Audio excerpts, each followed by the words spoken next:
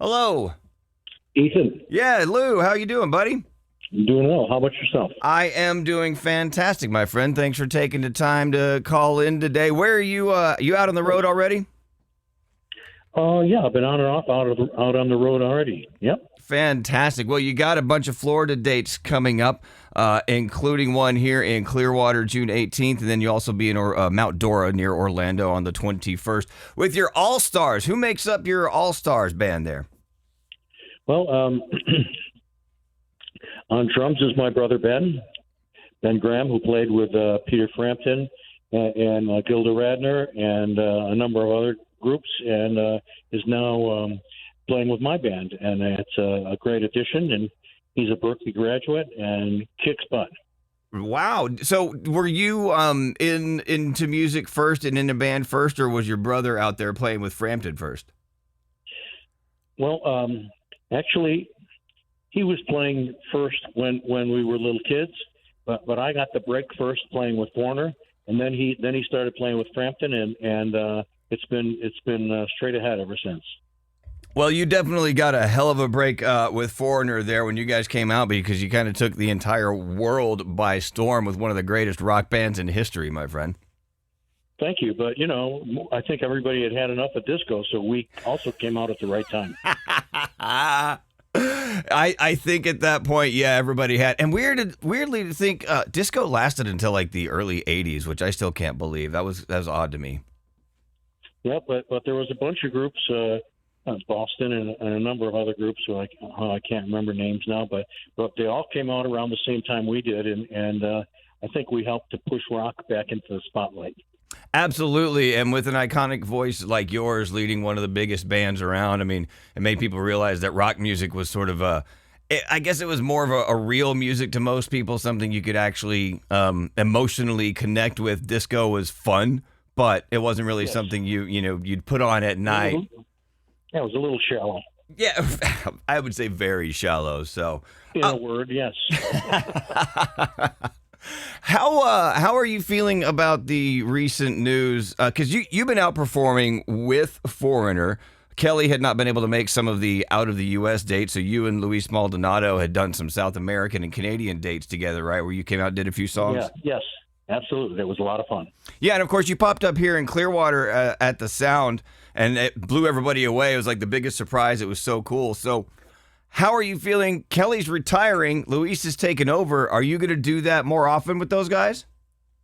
I would love to. Honestly, I'm enjoying it immensely, and I'm also doing it for to honor Mick, who also would be there if he was feeling well enough. So I'm waving the original Foreigner flag. Well, definitely you are, and I think you're making those shows more fun. You know, those of us who grew up with Foreigner love to see the band live, but there's a little feeling of it was just missing something, and that's because, you, Mick, the original members who were there on albums like 4 weren't in the band anymore. So to have you back is like, oh, wow, this is the band that I grew up with. Right, and that's my purpose for being there. Well, and you're doing a fantastic job, my friend. So hopefully, with Kelly retiring, Luis is going to be like, hey, why don't you just kind of be on the entire tour? I think that'd be awesome. Well, I may do that. I'm sure we're going to talk about it at some point, and the prospect is good. I don't want to tour intensely all summer, but I talked to Foreigner management, and they would like me to pop out for every other show or something, Which is great, because I know, like Rock and Roll Hall of Fame days, there were some songs you wanted to do, and they were kind of resistant on you singing those songs, and I just felt like, why aren't they letting the guy who sang them on the album come out and do whatever he wants at the Hall of Fame induction, Was that a little hard on you? It was very hard. I just couldn't understand when they said that this one was going to sing that song and somebody else was going to sing that song. And I said, what do I sing? And, of course, they said, I Want to Know What Love. I said, come on, guys. That's a great song, but you can't stick me with that the night of the Rock and Roll Hall of Fame. Let the guy pull out the rock part of this and have some fun, But they did. But it was with Kelly Clarkson, and I thoroughly enjoyed myself. I just would have liked to sing something like Jukebox Hero or Hot Blooded or something, you know? Yeah, and I think everybody, the big Foreigner fans from the original days, are 100% in your corner on that one. And I'm a fan of Kelly Clarkson. I love her too, but I don't know why they were like, Lou has to sing with anybody else. Let Lou sing the songs that he was there for, is what I was thinking. I didn't mind that. I would have loved to sing that song, but I would have loved to first rock the house. There you go. And I tell this story to a lot of people that when it comes to Foreigner, the first song I remember hearing, I was at my cousin's house in San Francisco, and they put Jukebox Hero on vinyl. And I think that was the same weekend that I discovered Foreigner, and they also played Queen's Another One Bites the Dust and made me fans of both of those bands. That's a major weekend.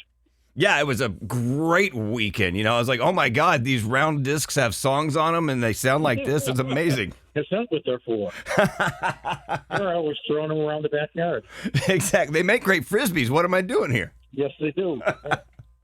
Do you have a vast vinyl collection still sitting around? I do, yeah, pretty much, yeah. Yeah, you're not like the rest of us who... with the real oldies, you know? Yeah, we had to go through and you got rid of some vinyl and you got cassettes and then you went to CDs and now everything's back to vinyl again. That's right. I took myself for selling or giving away some vinyls that I used to have. All right, you're coming up. You're doing your solo show, Lou Gramm's All-Stars. You got the shows here in Florida. When you're doing the All-Star stuff, obviously you do some of your great solo hits like Midnight Blue and the other stuff, right? Oh, yeah, absolutely.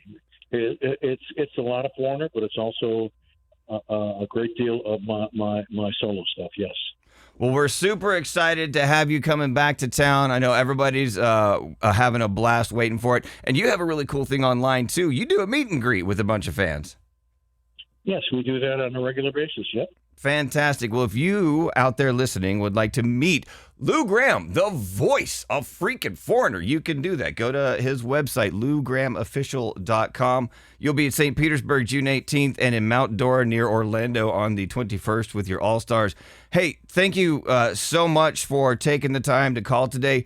Before you go, one thing, my wife wants to have your babies, and I'm sure you probably don't want any more kids, but I just wanted to share that with you. Why did she tell you that? If I didn't say that she loves you to death, she probably would kill me when I got home. So I had to share that with you. Oh, no. Okay. Thanks for sharing. I'll